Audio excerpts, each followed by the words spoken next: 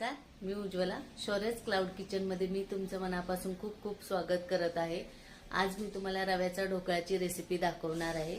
सकाळच्या गडबडीत पटकन होणारी ही रेसिपी आहे.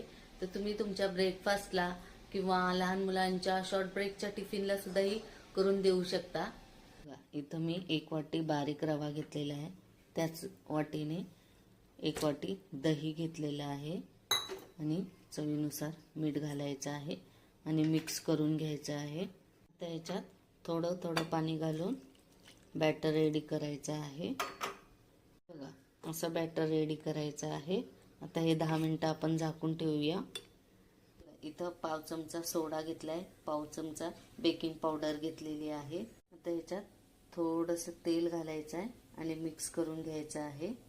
या बॅटरमध्ये हे ओतायचं आहे आणि चांगलं हलवून घ्यायचं आहे. प्लेटला मी तेल लावून घेतलेलं आहे.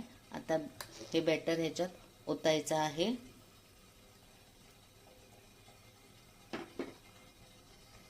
मी स्टीमरमध्ये आधीच पाणी गरम करायला ठेवलेलं होतं. आता ह्याच्यात ते प्लेट ठेवून 10 मिनिटं रवा ढोकळा स्टीम करून घ्यायचा आहे. बघा, ढोकळा आता बघूया. हे बघा किती छान फुगला आहे. हे बघा, ढोकळा रेडी झालेला आहे. आता हा थंड करायला ठेवूया. ढोकळा कट करून घेतलेला आहे. बघा किती स्पॉन्जी झालेला आहे. बघा, दिसतं? हे बघा, छान अशी जाळी पडलेली आहे. आता याला आपण तडका देऊया. बघा, तडक्या पॅनमध्ये मी 1 पळी तेल घातलेलं आहे. त्याच्यात आता हिंग घालायचं आहे. मग मोहरी घालायची आहे.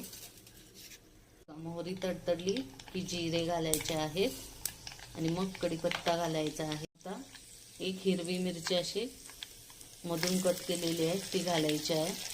त्यात 1 चमचा साखर घालायचं आहे.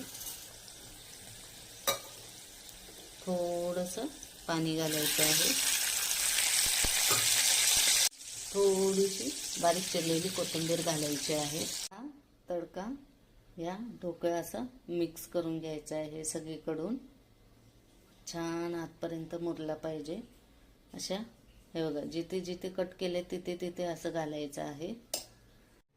हे बघा, जाळी पण किती सुंदर पडलेली आहे.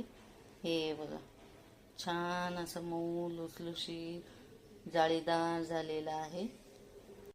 वाटली माझी रव्याच्या ढोकळ्याची रेसिपी. आवडली असेल तर माझ्या शौर्यच क्लाउड किचनला लाईक आणि सबस्क्राईब करायला विसरू नका. धन्यवाद.